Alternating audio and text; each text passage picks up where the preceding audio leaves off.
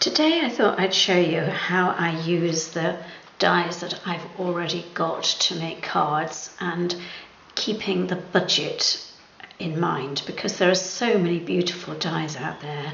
You can spend a fortune on making cards, but with a bit of imagination you can use supplies you've already got. Now, I was given this very beautiful ornate gate die last year for my birthday, so I don't think it was cheap when it was bought, but it was a present. But I find it a slightly difficult die to use because it's quite big and it is very ornate. But I wanted to create a birthday card for a friend and thought that I could use it. So the first thing that I did was take some A4 white card, and I cut out some card that was 15.5 centimetres wide, so big enough to go through my big shot, scored it down the middle, but before I folded it I ran 1/2 through the big shot with the die and cut out this gate, and I've opened it as well because I've scored it just on the edges here so that it will open, because I want to create something in the middle here to create the card. And then my final thought is that I'm going to stick those edges together so that it'll be a slightly bowed card at the front to give a sense of depth. But basically I have this very beautiful but very ornate front, so I want to keep the inside pretty but not so ornate that it basically becomes too much of a good thing. So I was looking around to see what dies I had that I could use. And the first thing I thought was that I ought to have a coloured background, and I've got papers left over from lining envelopes for the wedding I showed you in my previous video, and I thought there were some papers in here that I could use.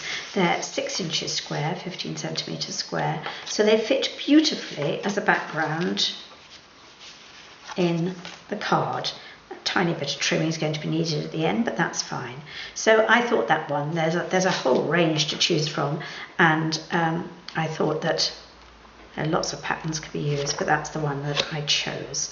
So that I've already got, so no extra money spent on that. So the next thing I wanted to do was to create a centerpiece, and I decided it'd be rather nice to have a slightly ornate frame. Now, the only sort of ornate frame dies that I've got were again a birthday present, and they are these. Now, the outer one does create what I want, which is a solid lacy edged frame, but the inner ones form just lacy frames in themselves. So here's one that I cut out earlier, and that's not what I want. I want a solid middle so I can sort of build up a little simple 3D effect. So I realized that whilst I will use the outer one, I can't use the middle ones.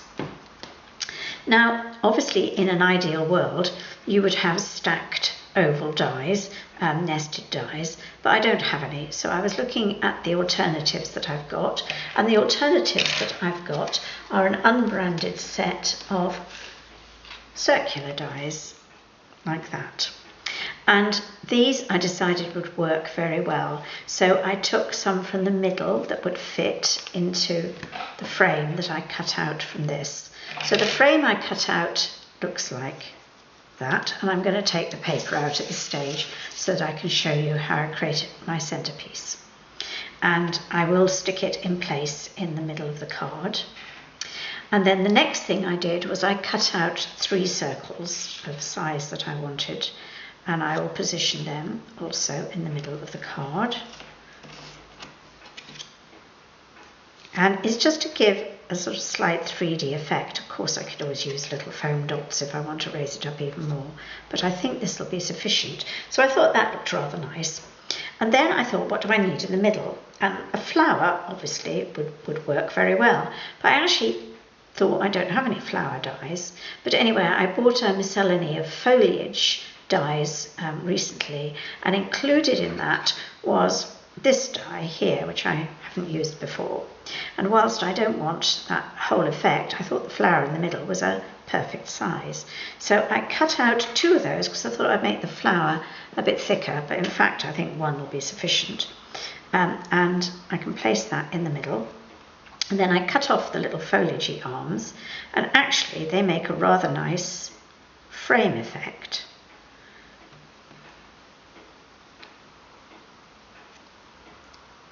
Which obviously I will stick in place in due course. And I was quite pleased with that, but I thought maybe I could improve it a bit. And I improved it by cutting out a circle in the same paper, because there are 3 sheets of this design in the book of scrapbooking papers I got. And I cut out a circle which matched one of the middle one. And then I will stick that in place. And I think that looks really nice. So what I'm going to do now is I'm going to stick all of that in place, I'm going to stick the back paper into the card first and then gradually move forward in layers. And I'm going to do all of that before I complete the card, because obviously by using both sides for the front, I now have a card that isn't going to stand up, so I need a back. So I've cut out another piece of card and I've scored a centimetre line that once I've finished, because if I do it at the moment it's going to be difficult to keep it flat, and I will stick it in place. So I'll go away and do my bit of gluing and then I can show you the finished result. And here's the result when it's finished, which I think makes a very attractive card. You've got your gates that are partially open, and then inside you've got your very pretty but effective simple floral design, all done using bits and pieces that I've already got and without recourse to buying anything other than the paper, because I'd already got the dies. So it's just an idea to give you some inspiration to look around at what you've got and to see what you can make without actually having to invest in more dies unnecessarily.